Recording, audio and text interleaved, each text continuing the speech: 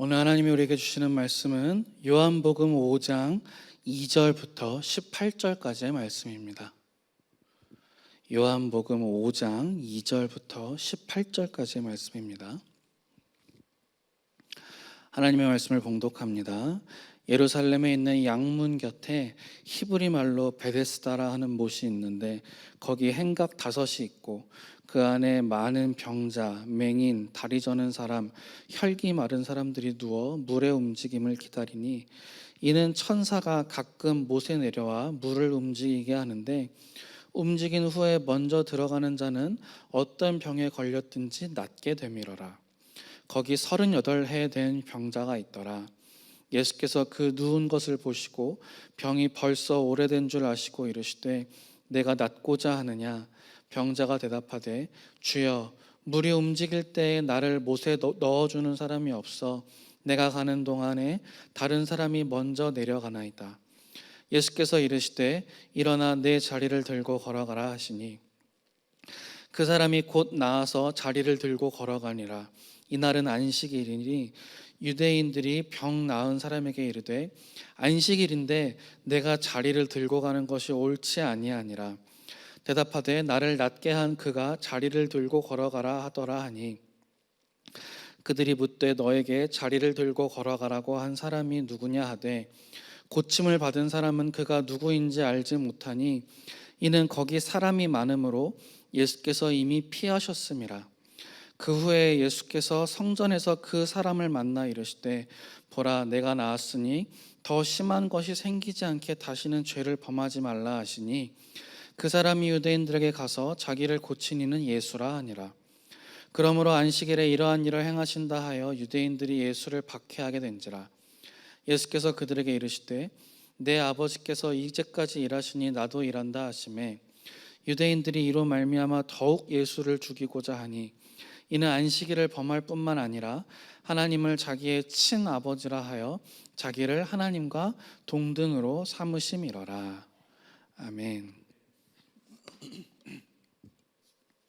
할렐루야. 네, 우리 하나님의 은혜와 축복이 여러분에게 함께 하시기를 주님의 이름으로 축복합니다. 네, 오늘 말씀은 이제 베데스다라고 하는 연못가에 어떤 한 이제 아주 오래된 병자가 있었는데 예수님이 그 사람을 고쳐주셨어요.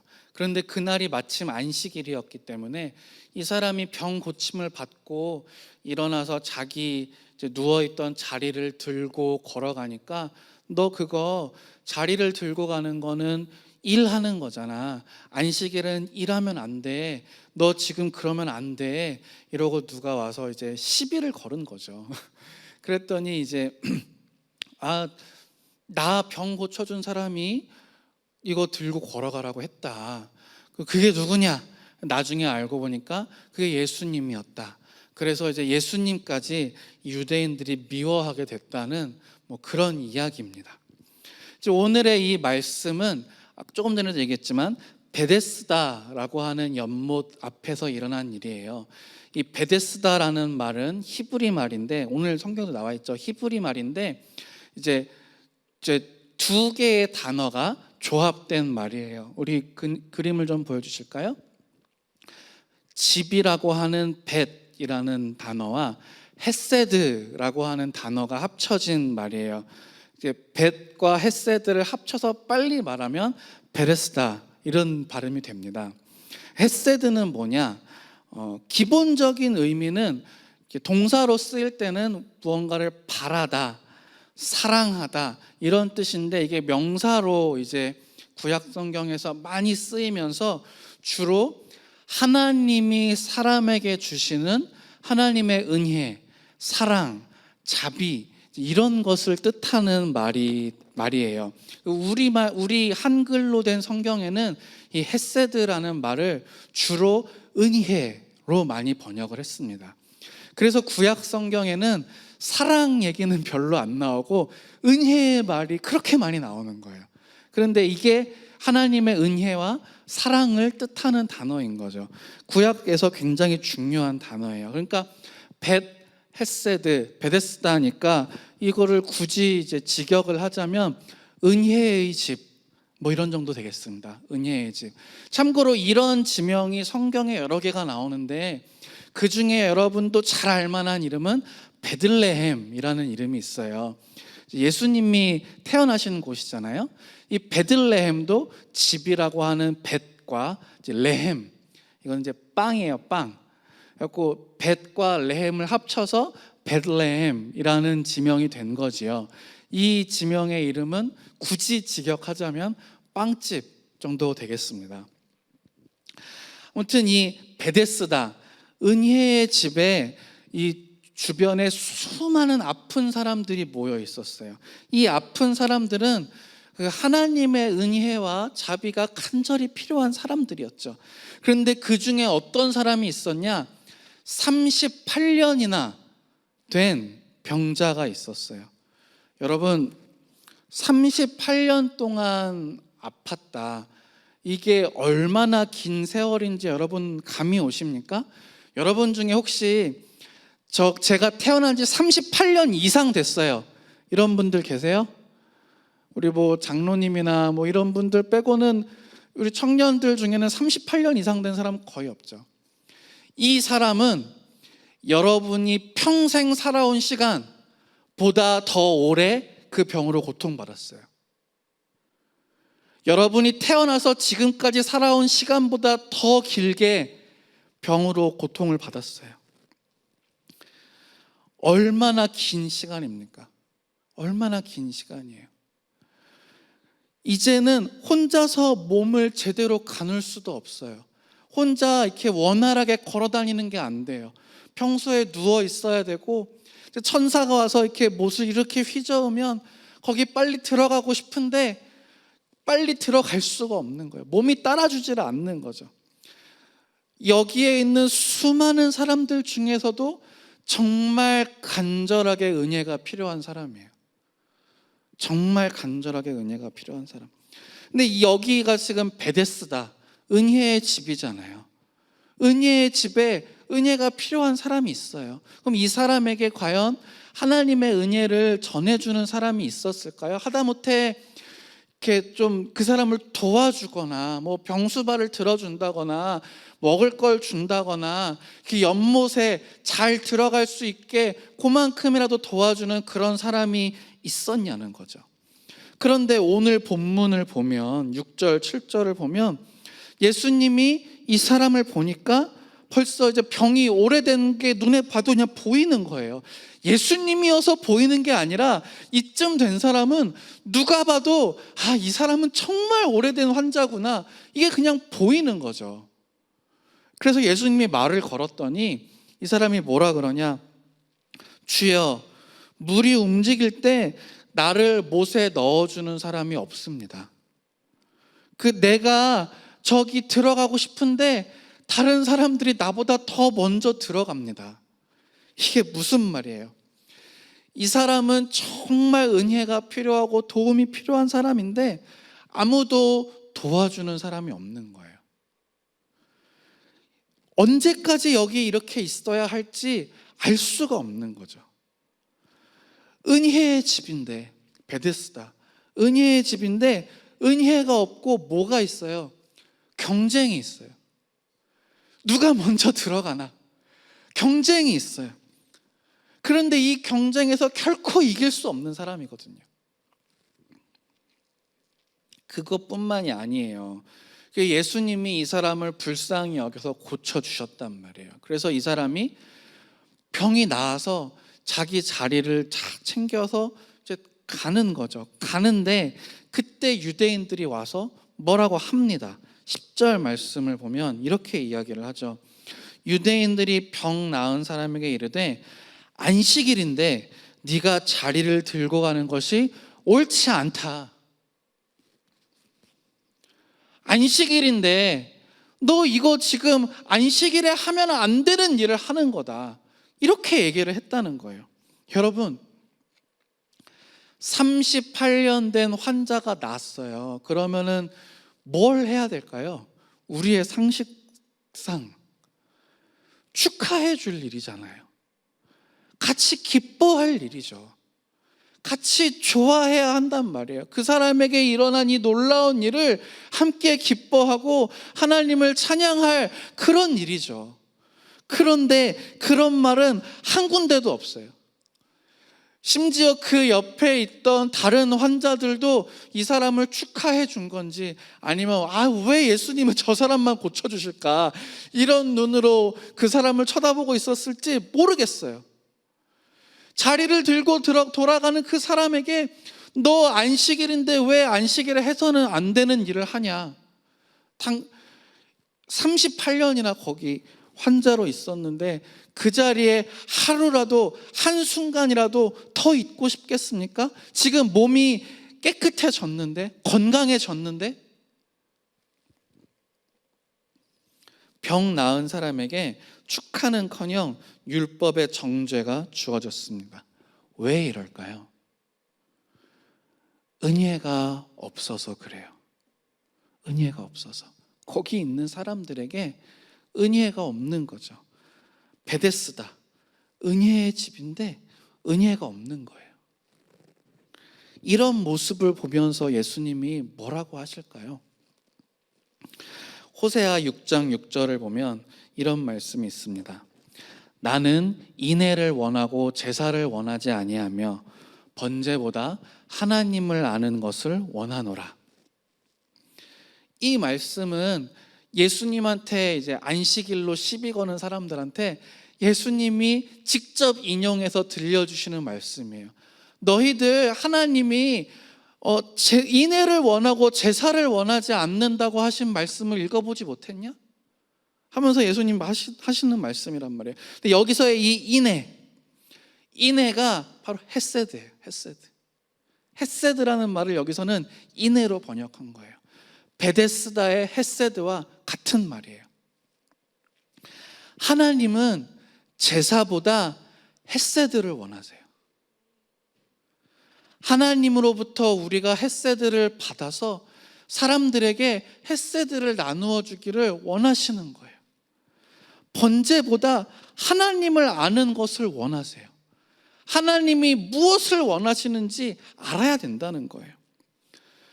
그러면 과연 우리는, 이 자리에 모여있는 우리는 하나님을 알고 있습니까? 하나님이 어떤 분이신지, 하나님이 무엇을 원하시는지 우리는 알고 있습니까? 사람들의 생각 속에 하나님이 이런 이미지가 많아요. 아마도 이제 예수천국 불신지옥을 외치는 사람들이 이제 한 몫을 했을 것 같은데, 예수님을 믿지 않으면 지옥 간다, 이게 핵심이 아닌 거거든요.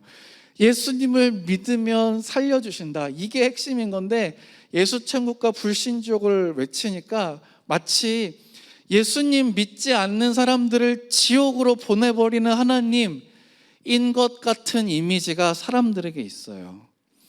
기준을 이렇게 딱 세워놓고서 이 기준을 채우는 사람만 살려주고, 이거 못 채웠어? 넌 그럼 탈락, 이렇게 하시는 하나님일까요? 너 이 선 넘어오기만 해봐, 넘어오면 유죄야, 넘어오면 너 지옥이야, 걸리기만 해봐, 걸리면 다 유죄야, 심판의 지옥불 말아서 내가 보여주겠어, 하나님이 그러고 계시는 분일까요? 아니면 어떻게 해서든지 한 사람이라도 더 살리려고 하는 그런 분일까요? 하나님은 심판하려고 하는 하나님입니까? 아니면 구원하려고 하는 하나님입니까? 우리가 몇 주 전부터 계속 이 말씀을 같이 보고 있는데, 요한복음 3장 17절에서 이렇게 말씀하시잖아요. 하나님이 그 아들을 세상에 보내신 것은 세상을 심판하려 하심이 아니고 세상을 구원하려고 하십니다. 하나님은 세상을 심판하려고 하시는 게 아니고 세상을 구원하려고 하시는 거예요. 하나님은 이 세상을 심판하기 위해서 율법을 내려주신 게 아니라 이 세상을 구원하기 위해서 예수님을 보내주셨죠. 예수님은 구원하러 오신 분이에요. 살리러 오신 분. 예수님은 율법의 정죄가 아니라 은혜를 주러 오신 거예요. 이렇게 말하면 이제 율법이 되게 나쁜 것 같거든요. 여러분 오해하지 마세요. 율법이 나쁜 게 아니에요. 율법은 하나님의 완전하심을 나타내는 거예요. 하나님의 완전하심, 그분의 완벽한 선, 그것을 우리에게 보여주는 거죠. 율법은 완벽해요. 그런데 율법에 문제가 있는 게 아니라 사람에게 문제가 있어요. 사람이 완전하지 않기 때문에 완전한 율법 앞에서 사람의 부족함이 드러나는 거죠. 마치 우리 자매들이 데이트할 때는 주로 조명이 어두운 식당을 많이 가지 않습니까? 자기 얼굴이 환한 빛 아래에 드러나는 걸 원하지 않기 때문이죠. 네, 그렇다고 하더라고요. 옛날에 어디서 그런 얘기를 들었어요. 다 그런 건 아니겠지만 밝은 조명 아래에서 내 얼굴을 아주 완벽하게 보여주고 싶지 않은 거예요. 그냥 그보다는 약간 은은한 데서 내가 화장한 거, 내가 입고 온 거 이런 게 착 어우러져서 그 모든 것이 완벽하게 상대방의 마음을 이렇게 확 사로잡을 수 있는 그런 곳에서 데이트를 하기 원한다는 거죠. 밝은 빛 아래에서 우리의 부족함과 연약함이 드러난다는 겁니다. 그런데 사람들에게 은혜가 없으니까 그 마음이 메말라 버리니까 강팍해지니까 그러니까 서로의 부족한 부분만 눈에 들어오는 거예요. 다른 사람을 판단하고 비난하고 정죄하는 것, 다른 사람을 깎아내림으로써 상대적으로 내가 좀 더 나은 사람이 돼요. 상대적으로 내가 좀 더 의로운 사람이 돼요. 남을 낮추고 자기를 높이는 거죠. 그런데 여러분, 이렇게 자기를 높이는 방법, 나의 의로움을 드러내는 방법으로는 결코 하나님께 닿을 수가 없어요. 아무리 해도 그 하나님의 완전하심, 완벽하심에 닿을 수 없어요. 그런데 그것을 시도하는 것이 바로 교만이죠. 하나님에게 닿으려고 하는 것.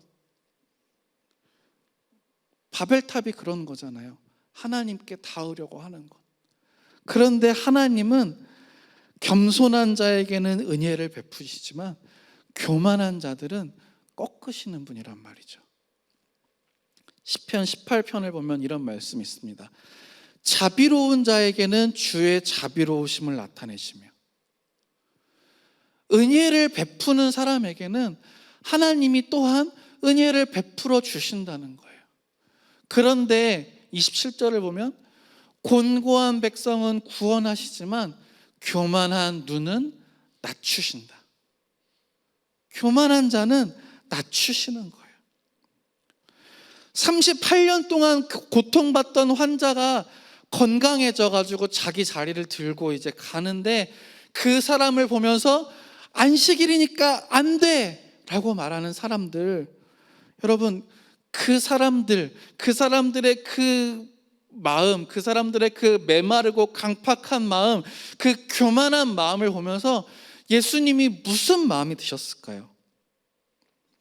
예수님 보시기에 그 사람들, 다른 사람들을 판단하는 그 사람들은 완전해서, 그 사람들은 죄가 없어서, 그래서 예수님이 가만히 계셨을까요? 그 사람들은 율법을 완벽하게 지키는 사람들이라서 그래서 그냥 아무 말씀도 안 하셨을까요? 아니면 이날이 안식일인 걸 예수님이 잠깐 잊으셔서 그냥 고쳐주신 걸까요? 예수님도 안식일이라면 안 하셨을 텐데, 기억하셨다면 안 하셨을 텐데, 근데 그렇게 하신 걸까요? 할 말이 없어서 안 하시는 게 아니죠. 줄여서 뭐 할만 한 뭐 이렇게 말한다고 하더라고요. 할 말은 많지만 하지 않는 거다. 할 말은 많지만 하지 않는 거다. 요한복음 8장에서 예수님 이렇게 말씀하십니다. 나는 내 아버지에게서 본 것을 말하고 너희는 너희 아버지에게서 들은 것을 행한다. 또 47절에서 하나님께 속한 자는 하나님의 말씀을 듣나니 너희가 듣지 아니함은 하나님께 속하지 아니하였기 때문이다. 하나님이 이렇게 말씀하셨잖아요. 나는 인내, 헤세드를 원하고 제사를 원하지 않는다. 번제보다 하나님을 아는 것을 원한다. 하나님은 이 세상을 심판하려 하심이 아니고 구원받게 하려고 예수님을 보내셨다. 하나님을 안다는 건 이걸 안다는 거죠. 물론 우리가 죄인이에요. 서로 돌아보면 서로의 죄가 잘 보일 수밖에 없어요. 우리가 죄인이니까. 우리의 죄가 너무 크니까. 그런데 우리의 죄가 크지만 우리를 향하신 하나님의 은혜는 그것보다 더 큽니다. 하나님의 은혜가 훨씬 커요. 비교할 수도 없을 만큼. 그 은혜 앞에서 우리의 죄가 다 가려지고 그 은혜로 우리의 죄를 다 씻어낼 수 있을 만큼 하나님의 은혜가 훨씬 큰 거예요. 하나님께 귀를 기울이는 사람은 하나님께 들은 것을 말해요.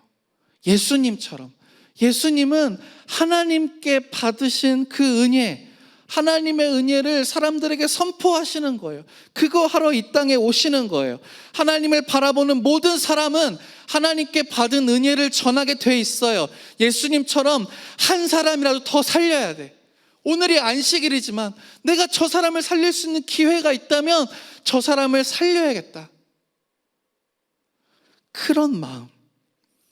그렇지만 하나님의 말씀을 듣지 않는 자는 하나님으로부터 받은 은혜가 없는 거예요. 이 안에 헤세드가 없기 때문에 헤세드를 나누어 줄 수가 없어요. 그래서 이 메마른 마음에서 판단과 정죄가 나가는 거죠.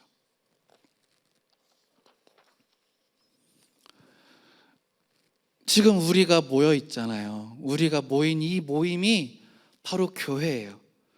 하나님을 믿는 사람들의 모임, 공동체, 건물이 아니고 우리의 이 모임, 우리 공동체, 여러분 한 사람 한 사람이 이 교회를 이루는 구성원이에요.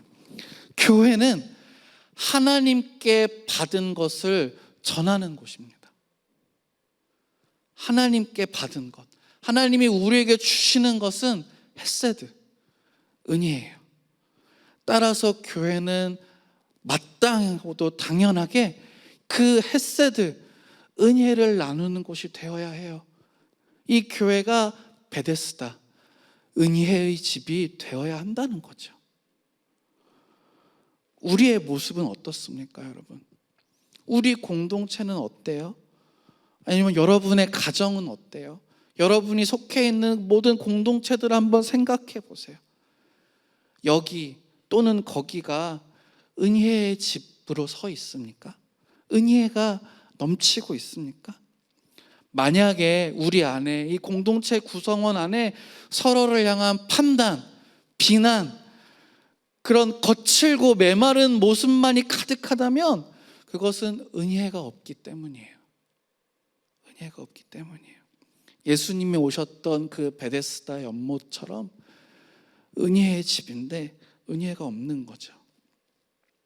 이런 곳에서 이 38년 된 병자와 같은 사람, 연약하고 소외된 사람, 그런 사람들은 방치되어 있는 거예요. 아무도 그들을 돌보지 않은 채 그가 얼마나 힘들어하는지, 아파하는지 거기에 관심을 쓸 여유도 없는 거죠. 여러분, 우리에게는 은혜가 필요합니다. 하나님을 바라봐야 해요. 그래야 메말라버린 나도 살고 내가 속한 공동체도 살 수 있어요. 어떻게 은혜를 받을 수 있습니까? 우리 잠언 3장 34절 말씀 같이 한번 읽어보겠습니다. 잠언 3장 34절 말씀입니다. 함께 읽겠습니다. 진실로 그는 거만한 자를 비웃으시며 겸손한 자에게 은혜를 베푸시나니. 그리고 그 밑에 이사야의 말씀도 같이 읽어볼게요. 시작. 통회하고 마음이 겸손한 자와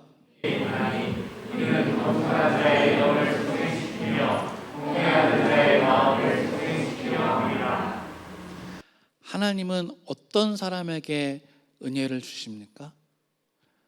겸손한 사람, 겸손한 사람, 겸손이 뭘까요? 겸손한 사람은 어떤 사람이에요? 사람들이 잘했어요, 너무 훌륭해요 이렇게 칭찬하면 아니에요, 저 한 게 없어요, 좀 부족해요. 이게 겸손입니까? 이 역사 얘기를 좀 해보자면, 이제 이스라엘이 다윗 시대에 이제 왕국을 세웠다가 솔로몬이 지나고 그 다음 르호보암 때 이제 북이스라엘과 남유다의 두 왕국으로 쪼개져요. 우리나라가 남북으로 분단이 된 것처럼 이스라엘도 남북으로 짜게 쪼개져 가지고 북쪽은 북이스라엘, 남쪽은 남유다 이렇게 불러요. 그래서 서로 따로 이제 왕을 세우고 이제 나라 역사가 따로 흘러가게 되는데, 그 중에 남유다에 히스기야라고 하는 왕이 있었어요. 이 히스기야 왕이 이제 오랫동안 사람들이 잊어버리고 지키지 않았던 유월절을 거하게 대대적으로 같이 지키자라고 합니다. 그런데 이런 유월절 같은 명절에 꼭 해야 되는 게 있는데, 그게 뭐냐면 예루살렘에 있는 성전에 와야 돼요. 예루살렘에 있는 성전에 와서 거기서 예배에 참석하는 것, 그게 명절을 지킨다는 것의 의미예요. 그러니까 요즘에도 명절에 고향 가려면 쉽지 않잖아요. 그런데 그 시대에는 기원전 수백 년 막 이런데, 그 시대에는 내가 예루살렘에 살면 몰라도 멀리 떨어져 있어요. 내가 부산 사는데 서울을 가야 돼. 쉬운 일이 아니죠. 쉬운 일이 아니에요. 그런데 오랜만에 유월절을 지키기 위해서 다 모이자, 그렇게 이야기를 한 거예요. 그냥 한 게 아니라 남북으로 분단돼 있는데 그 북이스라엘의 지역에까지 이 소식을 다 보냈어요. 우리가 다 같이 모여서 이 유월절을 지키자. 이게 하나님의 말씀이니까, 하나님 우리에게 가르쳐 주신 거니까 같이 하자. 북이스라엘에 있는 사람들이 어떻게 했을 것 같아요? 웃기고 있네. 대부분 그런 반응이었어요. 왜냐하면 이 사람들은 하나님을 잊어버리고 산 지 아주 오래됐거든요. 유월절을 지킨다면서 왜 내가 굳이 저 예루살렘까지 가야 되냐? 우리 사마리아에도, 여기에도 우리가 우리의 신을 예배할 수 있는 곳이 여기에 있는데 왜 굳이 예루살렘까지 가야 되냐?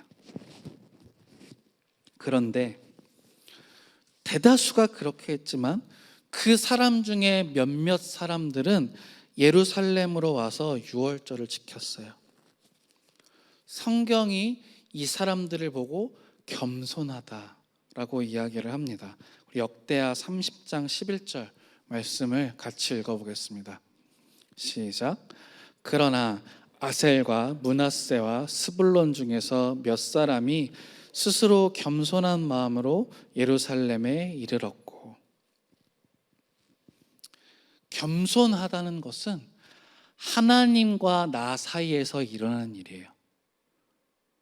사람과 사람 사이에서가 아니라, 그러니까 성경에서 말하는 겸손은 하나님과 나 사이에서 하나님의 주권 아래 나를 낮추는 것, 하나님의 말씀이 내게 가지는 그 권세, 그 권위, 그것을 인정하고 그 말씀에 따르는 것, 하나님과 나 사이에서 하나님을 높이고 나를 낮추는 것, 이게 겸손이에요.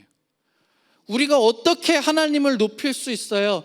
하나님의 말씀에 따르는 것이 바로 하나님을 높이는 일인 거예요. 내가 이렇게 하나님을 믿고 이렇게 하나님을 귀한 분으로 내가 모시고 하나님의 말씀에 따릅니다 라고 내 행동으로 보여주는 것.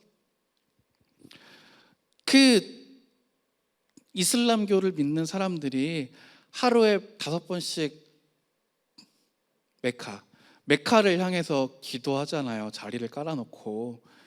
그런 사람들 뭘 하다가도 그렇게 한다고 하더라고요. 우리나라에는 이 무슬림들이 흔하지 않으니까 잘 못 보셨겠지만 뭘 하다가도 해요. 회사에서 일을 하다가도, 운동을 하다가도, 뭘 하다가도 그거를 한다는 거죠. 그거를 할 수 있도록 이 바닥에 까는 그 양탄자 같은 거를 가지고 다닌다는 거예요. 그런 사람들을 보면은 무슨 생각이 듭니까? 저 사람은 그게 올바른 신앙이든 잘못된 신앙이든 간에 저 사람은 정말 열심히 믿는구나.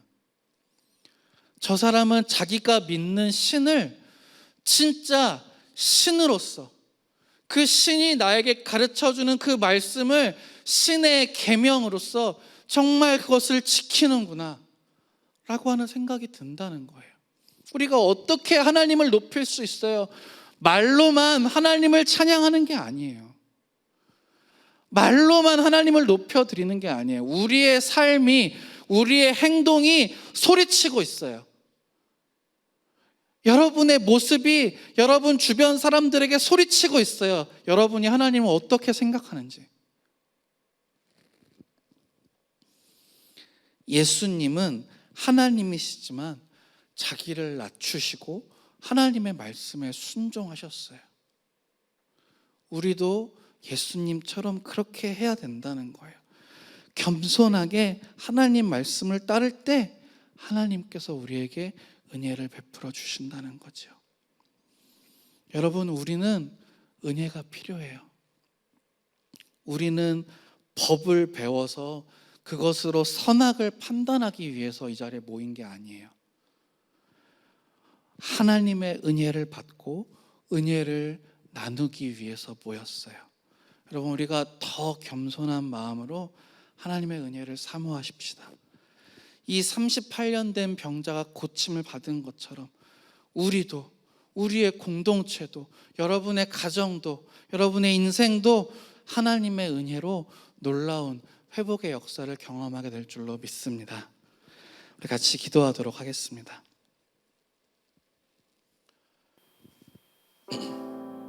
이 시간 같이 기도하실 때 하나님, 그렇습니다. 주님, 우리에게 은혜가 필요합니다. 38년 된 환자가 그 고통 속에서 간절히 하나님의 은혜를 구했던 것처럼 아버지, 지금 우리에게도, 우리의 인생에도, 우리의 공동체, 아버지, 우리의 가정과 우리의 교회에 하나님의 은혜가 필요합니다. 주님, 우리가 서로를 향한 판단과 정죄와 비난을 이제 그만두고 아버지, 하나님으로부터 은혜를 받고 하나님의 은혜를 전하는 사람들이 되게 하여 주시옵소서. 주님께서 겸손한 자에게 은혜를 베푸신다고 말씀하셨습니다. 아버지, 우리가 하나님의 말씀 앞에 겸손하게 엎드리며 하나님의 말씀이 나를 다스리게 하고 하나님의 말씀이 이끄시는 대로 내가 살고자 하고 하나님의 말씀이 나에게 가르쳐 주시는 대로 내가 그 뜻을 행하는 그런 겸손한 자로 주님 앞에 서 있게 하여 주시옵소서. 아버지, 그래서 내가 하나님의 은혜를 누리고 정말 오래된 병자와 같은 나의 인생에, 나의 이 공동체에 아버지, 하나님의 놀라운 회복의 역사를 경험하게 하여 주시옵소서. 주님, 역사하여 주시옵소서. 주님, 우리를 살려 주시옵소서. 이 시간 함께 통성으로 기도하도록 하겠습니다. 사랑이 많으신 아버지 하나님, 감사합니다. 주님께서 사랑이 많으신 분이셔서 얼마나 다행인지 모릅니다. 주님께서 인자와 자비의 하나님이셔서 얼마나 감사한지 모릅니다. 아버지, 주님께서 제사보다 인애를, 헤세드를 원하시는 분이어서 얼마나 감사한지 모릅니다. 아버지, 우리가 그러한 하나님을 바로 알게 하여 주시옵소서. 인자하신 하나님, 사랑의 하나님, 헤세드의 하나님, 우리에게 그 사랑을 주시고자 하시고 우리를 살리고자 하시는 그 하나님을 아버지, 우리가 분명히 올바르게 보게 하여 주시옵소서. 아버지, 서로를 향한 비난과 정죄와 아버지 하나님 판단과 아버지 상처 주는 말과 편가르기 하는 것과 아버지 하나님 쫓아내려고 하는 것과 밀어내려고 하는 것과 아버지, 그런 모든 것들이 우리 가운데서 사라지게 하여 주시옵소서. 주시옵소서. 메마른 우리의 마음, 심령에 하나님 은혜의 단미를 부어 주시옵소서. 주님, 메마른 우리의 마음이 아버지 주님의 은혜로 촉촉하게 적셔져서 아버지 하나님, 우리 안에 있는 다툼과 미움과 분노와 교만과 아버지 그 모든 것들이 다 씻겨내려가고 아버지 하나님 하나님의 은혜를 나누는 그러한 공동체가 되게 하여 주시옵소서. 주님, 우리의 죄가 큽니다. 우리가 주님 앞에 죄인입니다. 아버지, 우리가 그동안 주님 앞에 죄를 범하며 살았습니다. 판단하고 정죄하고 비난하고 욕하고 싸우고 다투며 아버지 그렇게 살아왔습니다.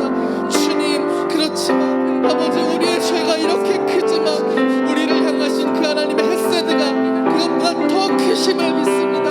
우리의 모든 죄를 씻어주시고도 남을 만큼 아버지 하나님의 그 은혜가 풍성하심을 믿습니다. 아버지 하나님 우리의 이 공동체가 다시 한번 베데스다 은혜의 집이 되게 하여 주시옵소서.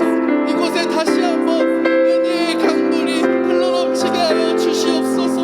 아버지 하나님, 38년 된 병자와 같이 오랜 시간 고통받고 아버지 상처있고 괴로워하는 아버지 우리들의 심령에, 우리들의 가정에, 우리들의 인생에 아버지 하나님의 그 놀라운 은혜를 베풀어 주시옵소서. 주님의 은혜를 베풀어 주시옵소서. 회복의 역사를 일으켜 주시옵소서.